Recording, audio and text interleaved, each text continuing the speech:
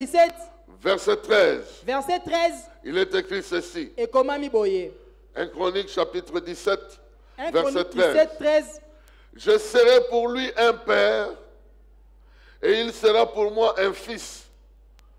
Je ne lui retirerai jamais ma faveur comme je l'ai retiré à celui qui l'a précédé. Quelqu'un peut dire amen très bien. Je serai pour lui un père. Il sera pour moi un fils. J'aurai une faveur que je vais placer dans sa vie. Une faveur que je n'ai jamais donnée à d'autres personnes. Oh, bien-aimé dans le Seigneur. Jésus, quand on lui a demandé comment nous devons prier, il a retourné aux gens pour dire: vous avez un Père qui est dans le ciel. Dites: notre Père qui est aux cieux. Et c'est ici que j'aimerais souligner: dans la maison de l'Éternel, il y a une relation intime, personnelle avec le Père que nous devons développer. C'est très important que nous puissions vivre chaque jour en sachant que nous avons un Père. C'est un Père à qui je peux tout dire. Il n'est pas un Père comme nos pères physiques, biologiques. À nos pères physiques, biologiques, je ne peux pas tout dire. Il y a des choses, j'aurais honte à lui dire.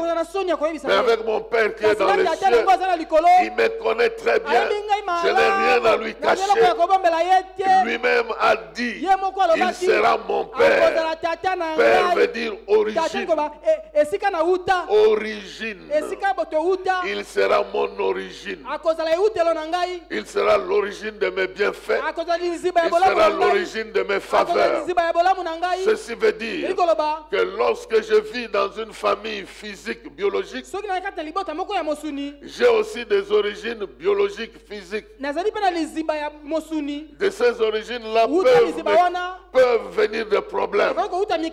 Ces origines peuvent avoir été maudites.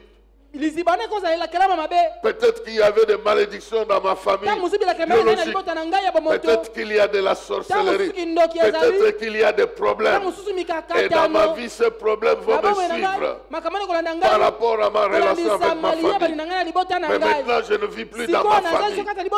Je vis dans la maison de l'Éternel. Et parce que je vis dans la maison de l'Éternel, mon Père qui m'adopte doit annuler tout ce qui est négatif et mauvais de ce que j'avais dans la famille de mon Père biologique. Il y aura changement d'identité, il y aura changement de réalité. Je vais annoncer ici que deviennent nuls et sans effet tous les liens là qui vous poursuivent, toutes les mauvaises paroles, tous les mauvais souvenirs, tout ce qui vous a blessé, tout ce qui vous a détruit, tombe devant les réalités d'un nouveau Père, de celui qui te dit: je suis maintenant ton Père, tu es mon fils. Je ne vais jamais retirer ma faveur dans ta vie. Je te ferai du bien, tu recevras le bien, tu vivras le bien, tu seras élevé dans le bien, tu seras élevé dans mes faveurs. Je parle de faveurs. Il y a un peu du favoritisme parce que je te ferai faveur. Même si vous êtes deux créatures, deux personnes que j'ai créées, mais à toi je ferai faveur. Il y a des gens que j'ai créés à qui je ne fais pas faveur. Mais toi tu es dans ma maison, je te ferai faveur. Je serai l'origine des faveurs que les gens vont voir dans ta vie. Oh, je prie que cela devienne une réalité dans la vie de quelqu'un. Autant qu'on a vu les traces de tes parents, autant qu'on a vu les traces de tes ancêtres, le temps arrive où l'on doit voir les traces de ton Père qui est dans le ciel, de ton Père qui est dans le ciel. de celui qui t'a adopté, de celui qui possède toutes choses, et de celui qui peut transformer, prendre quelqu'un du néant et faire de cette personne quelqu'un d'utile, pour que Dieu te localise et qu'il te transfère ce qui est paternel. On doit voir les réalités de ton Père dans ta propre vie. Il te fera faveur. Il sait ce que tu es. Il sait d'où tu es venu. Ce n'est pas nécessaire dans sa maison de commencer à critiquer les gens d'où tu es venu. Ça c'est du passé. Maintenant concentre-toi aux faveurs. Comment vous allez qualifier quelqu'un? Il est adopté dans une maison. On lui donne à manger. Il est à table. Au lieu de manger, il commence à critiquer les gens qui ne lui avaient jamais donné à manger. Est-ce que c'est important? Tu es à table. Il dit, ici vous me servez. Mais là-bas on ne me servait pas. Ces gens-là, c'était des mauvais. Ils me privaient à manger. Ici tu n'es pas chez eux. Laisse-le passé passer. Concentre-toi dans le présent. Et dans le présent, il y a une bénédiction qui n'était pas dans le passé. Cesse de regarder le passé. Considère que tu es dans la maison de Dieu. Et dans la maison de Dieu, il y a de nouvelles choses. Il y a une faveur que Dieu t'accorde de ne plus vivre les affres du passé, mais de vivre les effets de sa bonté et de son amour. Change ta manière de voir les choses. J'ai toujours dit, quand tu es adopté, il faut t'adapter. L'adoption nous appelle à nous adapter avec les nouvelles réalités. Et les nouvelles réalités, c'est que tu es dans la maison de ton père. Il y a des gens qui refusent de vivre dans la maison du père parce qu'ils sont menacés par les souvenirs des anciennes maisons. C'est comme les gens ont souvent l'habitude de dire que Israël était sorti de l'Égypte. Mais l'Égypte n'était jamais sorti d'Israël. Même alors qu'il mangeait la manne, même alors qu'il mangeait les choses extraordinaires, il se rappelait toujours des concombres qu'il avait mangés en Égypte. Bien aimé, biologiquement, physiquement, tu viens d'une maison, mais tu ne vis plus dans cette maison. Tu vis dans la maison de l'Éternel. Et commence à te rappeler qu'ici tu as un père. Et ce père-là est de loin différent de ce que tu as connu. Lui jure qu'il ne t'abandonnera jamais. Il ne te délaissera pas. Donc tu as la bénédiction de sa présence. J'ai retiré ma faveur à d'autres personnes, mais à toi je ne vais pas retirer. Alors saisis cette parole. Elle est pour quelqu'un ce matin ici. La réalité en l'homme, c'est l'esprit. Et dans la maison de Dieu, nous vivons en esprit. Et c'est ce que nous recevons en esprit qui va affecter notre réalité. Deuxième élément. Psaume 101. Versets 6 à 7. Psaume 101, versets 6 à 7. Il est écrit ceci. Mes yeux se porteront sur les fidèles du pays. Je les ferai siéger auprès de moi. Hein? Tu vas aller siéger auprès de Dieu. Et ceux qui suivent le chemin des gens intègres seront à mon service. Il n'y a pas de place dans ma maison pour qui pratique la tromperie et le menteur ne subsistera pas à ma présence. Ici, je ne pense pas qu'il y aura des amens. Ici, je ne pense pas. Bien-aimé, on peut tromper tout le monde tout le temps où que l'on veut. Mais Dieu connaît la vérité. Il dit que dans sa maison, ceux qui viennent avec des agendas cachés, ils ne pourront jamais subsister. Ici, il y a deux termes qu'il utilise. Ceux qui pratiquent la tromperie et ceux qui mentent. Ceux qui pratiquent la tromperie, c'est des gens rusés. Il se fait passer pour quelqu'un de sérieux et pourtant derrière il veut faire du mal. Il va vous donner l'apparence de quelqu'un qui est sérieux. Même dans les affaires, vous lui faites confiance et puis il disparaît. Il va se présenter comme un garçon très sérieux et pourtant il veut simplement une relation passagère. Il va se présenter comme quelqu'un qui veut vraiment servir le Seigneur et dès que tu lui donnes la possibilité, il se révèle. Il viendra comme un expert dans tel secteur, tel secteur. Tu lui donnes une responsabilité, zéro, un aventurier. Donc il veut vivre derrière les gens qui lui font confiance. Et l'art le plus élevé des trompeurs, c'est la flatterie.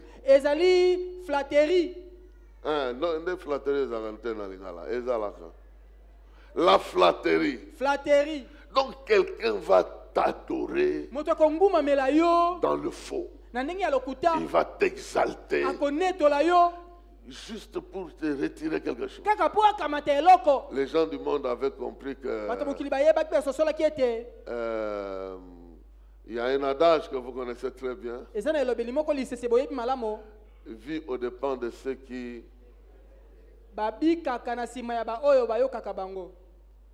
vous comprenez?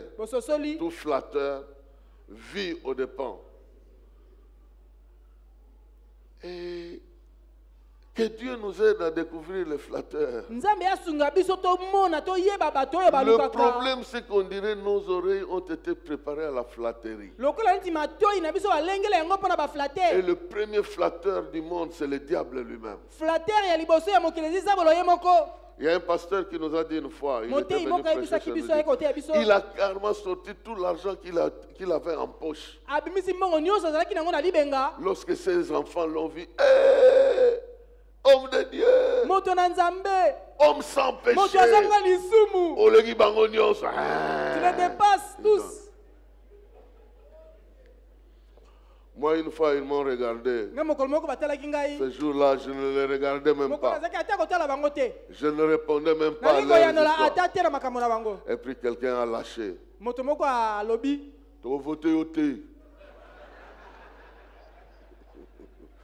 Moi, je n'étais pas candidat de quoi que ce soit. Donc, ils ont senti que la flatterie n'aboutira pas. Ils ont lâché. En fait, il n'y avait rien de mon intérêt dans leurs problèmes. Je dis alors c'est bon, ne me votez pas. Allez voter celui qui va vous donner. Dieu dit que dans sa maison, il n'y aura pas ces gens-là. S'ils sont là, il va les faire découvrir. Il va les faire découvrir. Ça, c'est la tromperie. Avec des faux objectifs. Mais les menteurs, ils viennent pour vous détruire. Le trompeur peut te voler et puis il s'en va. Mais le menteur, il a pour objectif de te détruire, de détruire ta vie. Un trompeur ne peut pas te donner le poison, mais un menteur peut te donner le poison. Un trompeur, c'est un flatteur. Mais un menteur, c'est un destructeur. Il vient pour te détruire. Même s'il ne gagne rien dans ta vie, pourvu qu'il te détruise. C'est comme ça qu'on présente le diable comme le fondateur du mensonge, le vrai menteur. Il viendra remettre en question des choses sur lesquelles tu reposes ta confiance. Les choses sur lesquelles tu reposes ta confiance, il viendra quelqu'un qui entre dans ta vie, qui te fait éloigner de Dieu, de tes frères et sœurs en Christ, de tes parents et de tout le monde. Il va t'isoler. C'est un menteur qui va te détruire. Dès que tu es en contact avec lui, tu te rends compte que tu commences à haïr tout le monde. Parce qu'il a injecté en toi un venin qui est en train de te détruire. Nous prions pour que ici ces choses-là ne se passent pas, que ça ne réussisse pas, et que tu pries dans ta vie que ce genre de choses se démarquent et que toi tu prennes tes dispositions. Parce que tu es dans la maison de l'Éternel. Si tu vis en dehors de la maison, ça va t'attraper. Mais si tu vis dans la maison, il y aura toujours quelqu'un qui viendra t'informer. Les anges t'informeront, les Saint-Esprit t'informeront. On nous a raconté l'événement d'un homme politique qui était quelque part. Maintenant, il devait manger. Et l'un des agents qui le connaissait, qui était un peu de sa famille, va lui dire que si tu manges cette histoire-là, tu vas mourir. Et on venait de servir. Vous savez ce qu'il a fait? Il a simulé les syncopes. Il a tenu la nappe là. Il est tombé en renversant tout. On dit, oh, c'est un malade. On l'a retourné. Il s'est échappé comme ça. Un jour, j'étais dans un milieu très reculé du pays. Il y avait une dame missionnaire allemande. Elle me dit, je suis au courant, les gens ici ont prévu de t'empoisonner. Donc quand vous allez manger demain, toi tu vas te faire empoisonner. C'était une grande fête, beaucoup de chefs coutumiers étaient là, beaucoup d'autorités. On a tué des chèvres et tout ce que vous voulez. C'était à table. J'étais directeur de Vision Mondiale en ce moment. Le directeur, c'est un grand homme de Dieu. Lui-même va bénir la nourriture.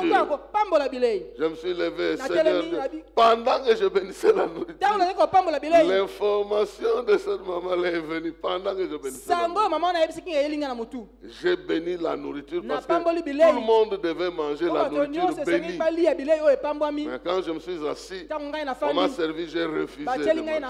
Donc, il y a des endroits où il ne faut pas avoir honte. Hein? On dit, oh non, tout le monde me regardait, dit, il doit se servir. J'ai refusé. Maintenant, l'agent dit, mais je l'ai grondé, dit, quitte là, je ne veux pas manger.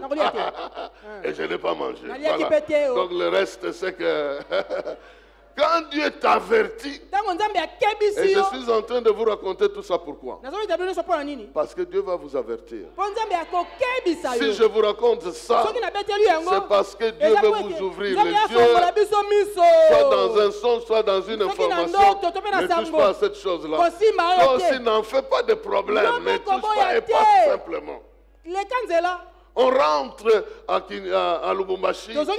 Les gens avec qui je suis allé sont allés voir ma secrétaire pour dire, ton boss là, c'est un sorcier.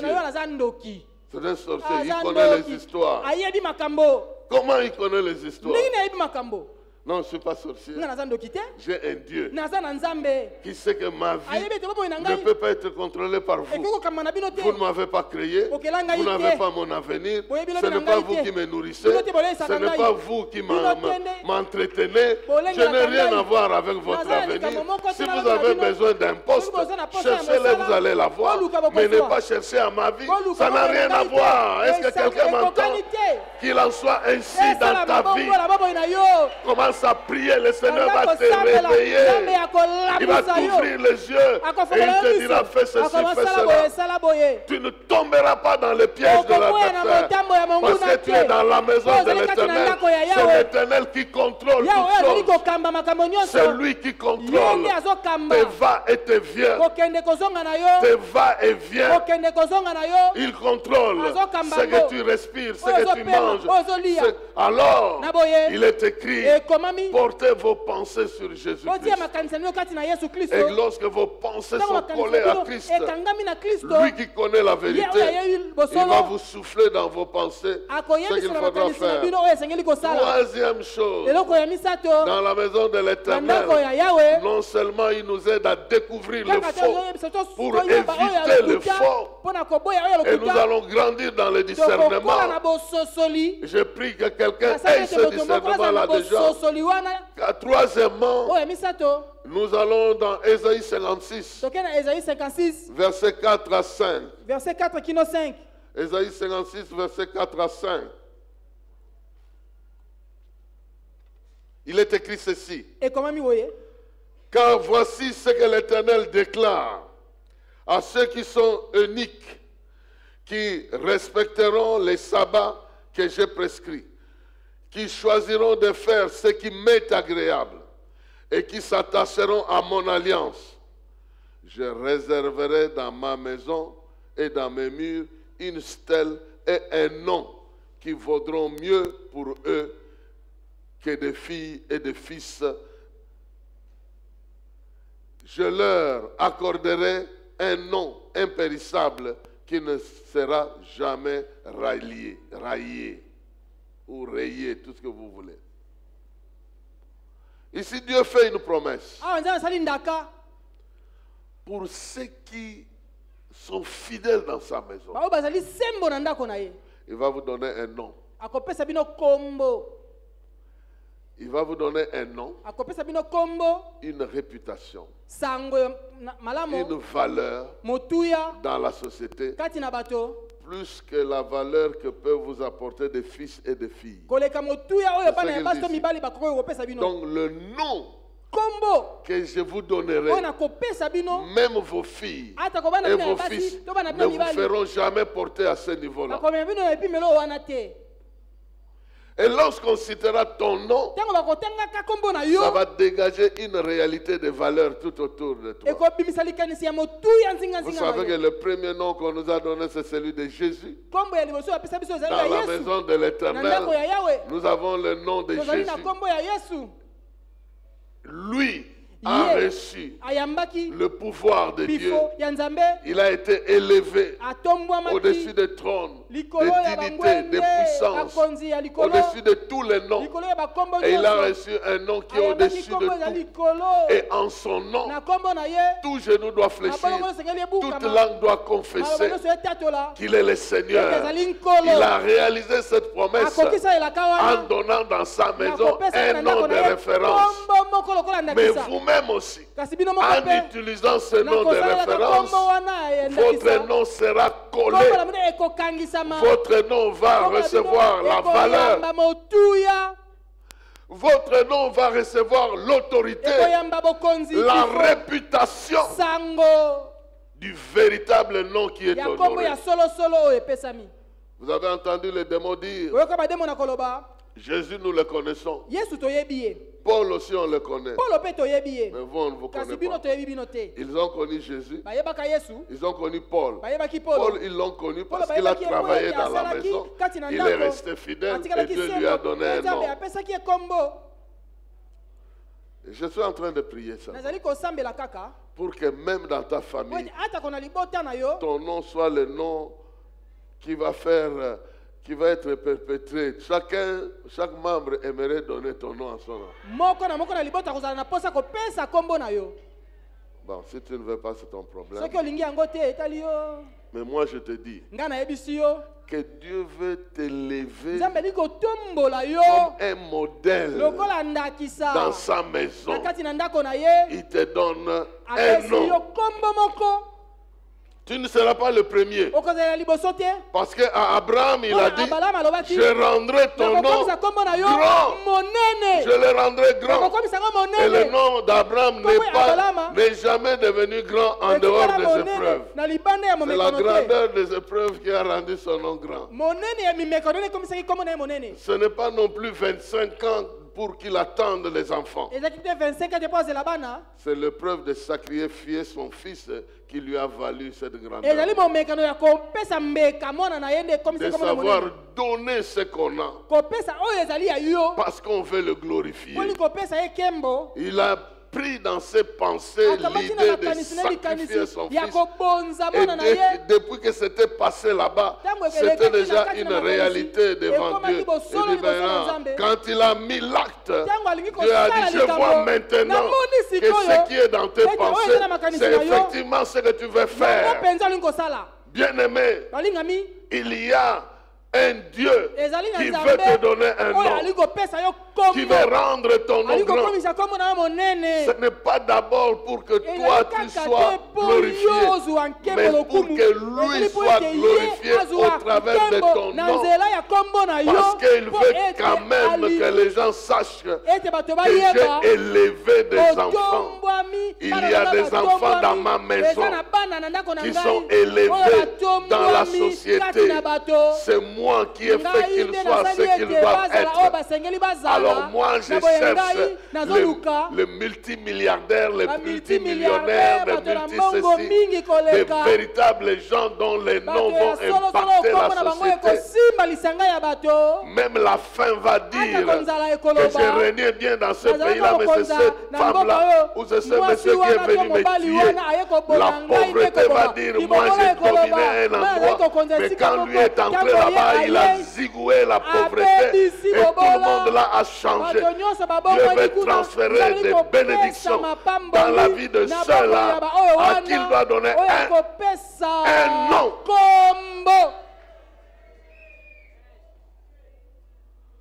Il doit donner un nom. Maintenant, c'est des païens qui ont des noms. Parce qu'ils ont détruit la faim, ils ont détruit la pauvreté dans la vie de certaines personnes. Mais c'est le tour des enfants de Dieu. C'est le tour des enfants de Dieu. Moi, je vous dis que c'est le tour des enfants de Dieu. Ah, si tu veux t'inscrire, c'est le tour des enfants de Dieu. Le nom ici qu'il veut te donner, qu'il soit grand, ce n'est pas au ciel. Au ciel, vraiment, ton nom est déjà ton nom. Le nom grand ici, la grandeur dans l'accomplissement des choses que les gens ne peuvent jamais imaginer.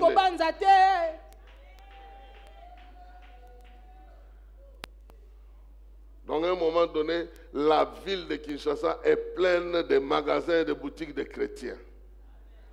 Vous savez ce qui va arriver? C'est que les bars vont souffrir. Parce que les chrétiens qui vont devenir riches, ils vont se concentrer à bénir Dieu dans l'église. Ils ne vont pas aller avec ces bénédictions dans des endroits où ils mangent et boivent et faire des bêtises. Si la quantité d'argent, cette quantité qui est produite dans une ville est plus consacrée dans le péché, il n'y a pas de bénédiction pour cette ville. Mais écoutez ce que la Bible dit. Les richesses d'un injuste va être canalisé dans la vie de ceux qui ont pitié de pauvres. Il va y avoir un transfert dans les jours qui viennent. Parce que tu as eu l'idée de faire ceci, Dieu aussi a l'idée de pouvoir à ta vie. Dès que tu commences à penser aux autres, Dès que tu commences à voir les besoins des autres, dès que tu commences à discerner le besoin de Dieu lui-même, le maître de la maison, quel est son souci? Je vis dans sa maison. Comment je peux lui rendre la joie du fait qu'il m'a accepté? Quelles sont ses préoccupations? Bien sûr, la première, c'est d'aller dans la rue et de récupérer ceux qui souffrent et de les amener dans la maison. Mais en vivant là-bas, nous avons besoin de lui témoigner une dépendance totale. Parce qu'il dit que ceux qui respectent mes voies, les eunuques, c'est les serviteurs. Ceux qui travaillaient après avoir décidé de ne pas se marier. C'est des célibataires. Ils étaient acquis au service. Simplement parce qu'ils ne voulaient plus rien dans le monde que Dieu lui-même. Alors c'est pourquoi ils sont identifiés ici comme l'image de tous les serviteurs. Il dit s'ils s'attachent à mon alliance, s'ils choisissent de faire ce qui m'est agréable, alors dans leur mur je mettrai un nom. Et ce nom-là va les amener à être bien connus. Et il dit que je leur accorderai un nom impérissable. Et que personne ne peut enlever. Donc si Jésus est un nom impérissable, par ricochet dans ta bénédiction, ton nom devient impérissable. Déjà ici sur la terre, là où Dieu t'a nommé, il t'a placé. On va enlever ton nom, non, ça ne s'enlève pas. On veut barrer pour te remplacer par non, ça reste. Et je pense que quelqu'un a un nom ici comme un héritier de la promesse, comme une vraie évangéliste, un vrai apôtre, un vrai ceci, cela. Moi, je cite toujours des vrais multimillionnaires et milliardaires. S'il t'a inscrit, la pauvreté ne sera jamais t'éradier. Non. Ça viendra te trouver quelque part. Lorsqu'on a organisé une grande rencontre de la jeunesse avec l'entrepreneuriat ici au Centenaire, c'est la première fois que je vois cette salle pleine jusqu'au-dessus par les jeunes. Donc, si on avait convoqué pour la prière, il ne viendrait pas. Comme on a invoqué pour l'entreprise, ça montre le besoin. Alors le ministre actuel, je crois, de formation et tout ça, il est venu de Lubumbashi avec un jeune homme. Il a dit, ce monsieur n'a pas étudié. Il n'a pas eu les conditions favorable pour étudier. Mais c'est un patron de 5 entreprises. Donc quand on lui a donné le micro, vous entendez ce qu'il dit là. Vous revenez à la scène où les Sanhédrins regardaient Pierre et Jean dit, ah, ces gens ici, écoutez comment ils parlent. Mais à côté de lui, il y a des millions de son entreprise. Avec plus de 5 entreprises. C'est comme pour dire, ce n'est pas par les voies que nous-mêmes nous définissons que Dieu va nous aider. Si nous restons attachés à lui, il va nous ouvrir. Que les portes s'ouvrent pour quelqu'un. Et que ton nom commence à circuler dans les prières, dans les intercessions, dans les remerciements, quelque part, quand quelqu'un prie, qu'il puisse se rappeler de ce que tu lui as fait, afin qu'il prie favorablement pour toi. C'est une façon de s'aimer, afin de récolter la grandeur dans ton nom. Qu'il en soit ainsi, au nom de Jésus-Christ. Et la dernière chose avec laquelle nous terminons, il est écrit ceci dans Matthieu 21. 12 à 14. Jésus entra dans la cour du temple Et il chassa tous les marchands ainsi que leurs clients. Il renversa les comptoirs des changeurs d'argent ainsi que les chaises des marchands de pigeons. Et il leur dit, il est écrit, on appellera ma maison une maison de prière. Mais vous, vous en faites une caverne de brigands. Le verset 14 dit, des aveugles et des paralytiques s'approchèrent de lui dans la cour du temple et il les guérit. Et toi tu dis très bien un dernier amen ici. Donc sa maison, c'est une maison de prière. Donc nous devons croître dans l'exercice de la prière. Parce que nous sommes dans sa maison. Imaginez-vous une maison où vous vivez avec le Père, mais vous ne le voyez pas. Vous voyez seulement ses œuvres. Pour lui parler, il faut prier. Pour l'écouter, il faut être en prière. Pour marcher avec lui, il faut recevoir ses instructions. Pour recevoir les instructions, il faut prier. Ayons créons en nous une culture, une habitude de la prière individuelle d'abord et puis collective. Ceci est très important parce que pour que la prière puisse affecter une nation, elle doit partir des individus, passer par des familles et atteindre la société. C'est ça, cette trajectoire-là. Donc ça passe d'un individu à une famille. La famille devient une base sociale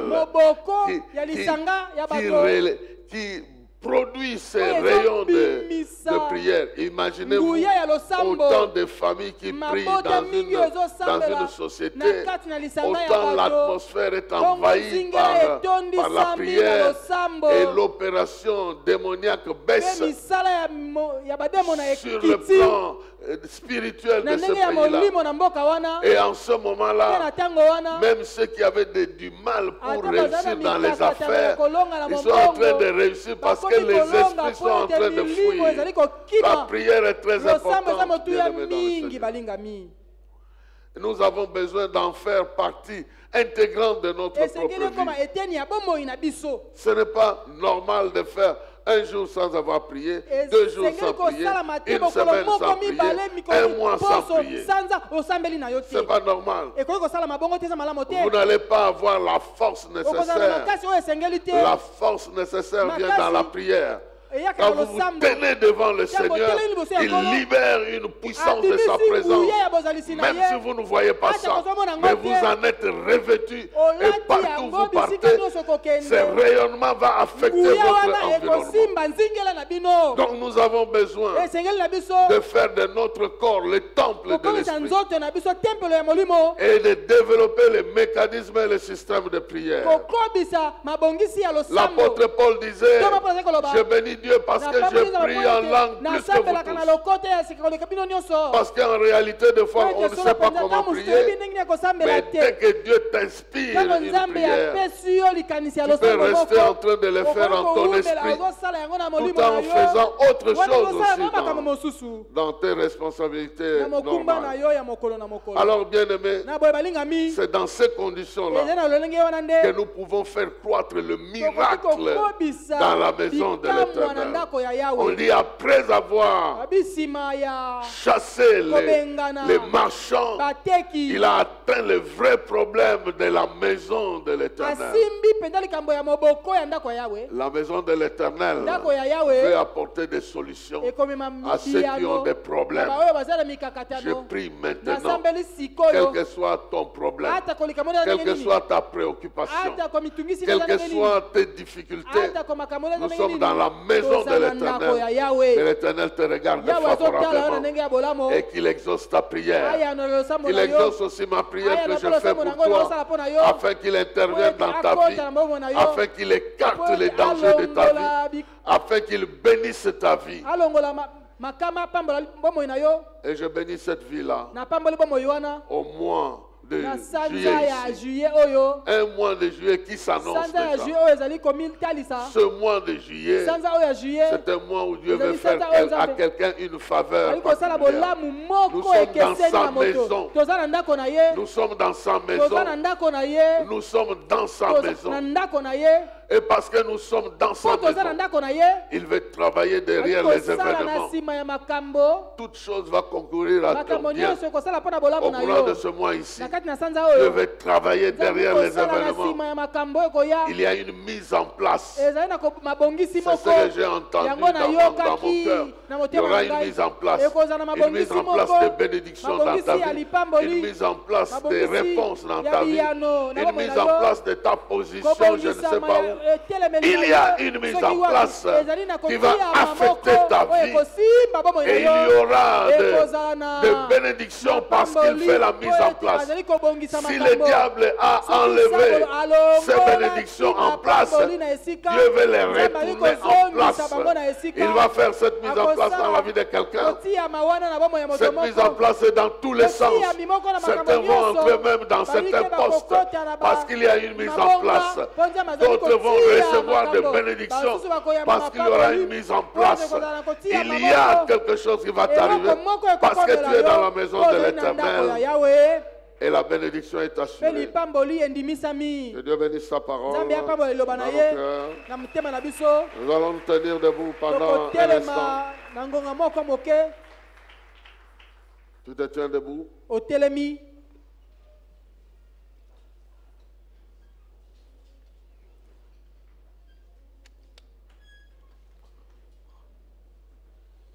Tu es dans la maison de l'Éternel. Et dans cette maison, il y a tout. Demande seulement à Dieu de t'accorder la faveur, de vivre vraiment la vie d'un enfant dans la maison de son père, héritier des grandes choses.